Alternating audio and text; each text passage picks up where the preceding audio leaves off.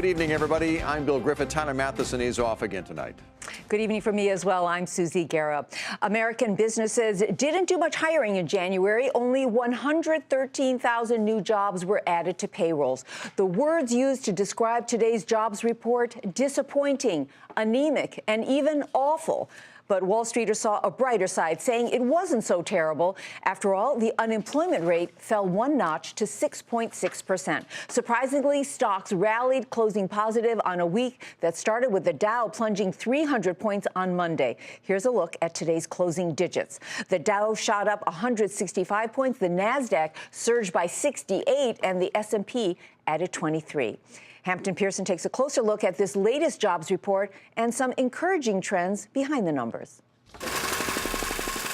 For a second straight month, leading economists and market analysts didn't know what to make of a government report telling two different stories about the job market. Employers added fewer workers to payrolls than expected, but the unemployment rate dropped again. I think it's a lot of weather is still in this number, and it's in the 30,000 decline in government. I mean, something odd is going on there. I think the thing to keep in mind is this divergence where you're getting plus 600,000 employment on the household survey and you're getting only plus 100,000 on the establishment survey is going to be a big problem. While the January headline number of just 113,000 jobs is weak, trends underlying the employment rate decline are encouraging. In January, the number of people with jobs increased by 638,000. The labor force increased by nearly 500,000. And the number of people out of work 6 months or longer fell by 232,000. All are indicators, economists say, of new businesses and jobs being created, but not yet reflected in surveys of employers. What we could be seeing is new business formation beginning to start to gain some momentum, which has been really absent much of this recovery. We don't know that for sure yet, but there's an inkling that it could happen. Part of the new business and job creation story that is going below the radar, job incubators like 1776 in Washington, D.C. Formed less than a year ago with private funding, corporate partnerships, and a boost from the D.C. government, it's been a launching pad for more than 200 new businesses. There are a lot of people who have either lost their jobs or their jobs are at risk that are looking at entrepreneurship. And entrepreneurship really crosses any sort of economic situation, whether we've got an up economy or a down economy.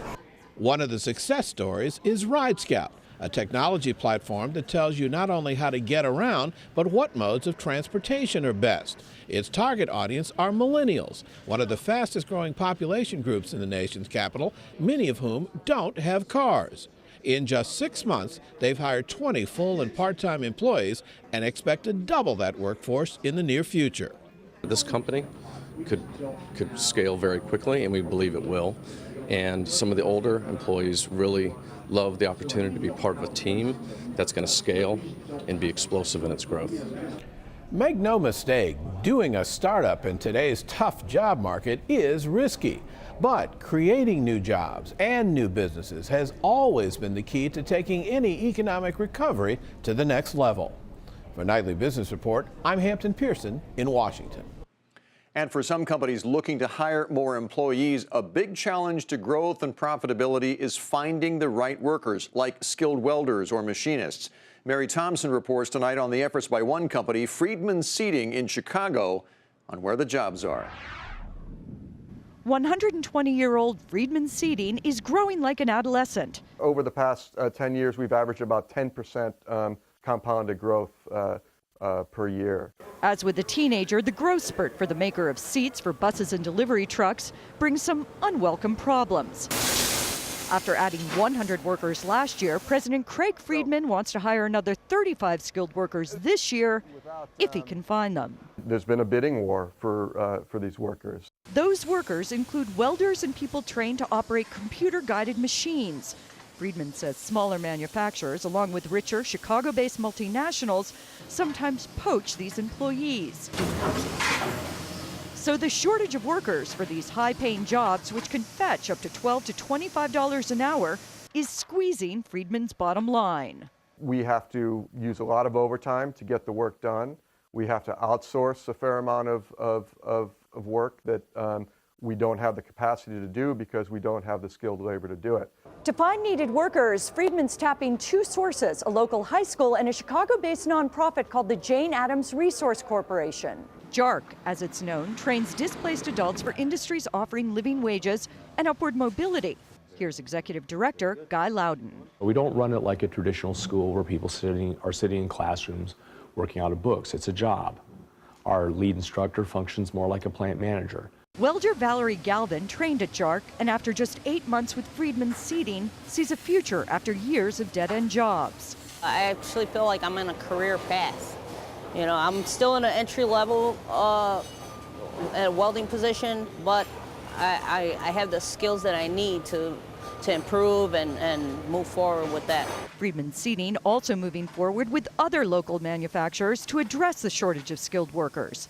It's part of a group overseeing Austin Polytechnical Academy, a Chicago high school training students in job-ready manufacturing skills. 19-year-old brake press operator Torres Hughes is one of the 2 Austin graduates Friedman has hired.